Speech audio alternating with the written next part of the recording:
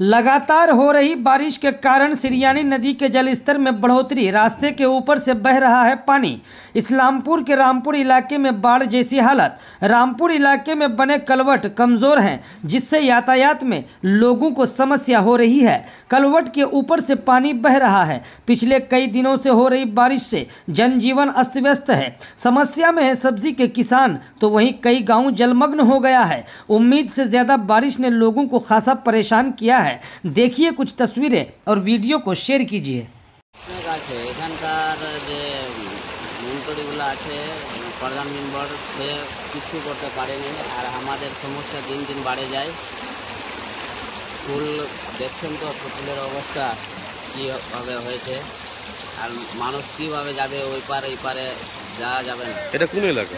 এটা হলো রামপুর, ইসলামপুর পড়ছে। কত মানুষ যাতায়াত করে এই ব্রিজের উপর দিয়ে? অনেক মানুষ যাওয়া আসা করে। এদিক দিয়ে কোথায় কোথায় যাওয়া যায়?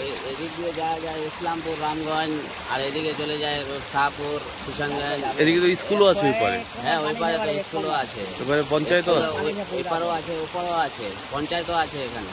তো মানুষ কিভাবে যাতায়াত করবে এখন? মানুষ তো এখন যেতে পারবে না, মানুষ যেখানে মানুষ সেখানে থাকতে হবে। এই ব্রিজের জন্য কি আগে বলেছিলেন আপনারা? আগে অনেকবার বলেছে তো ব্রিজ তো পাস হয়েছে তো কাজ শুরু হয়নি, তো কাজ কখন শুরু হবে?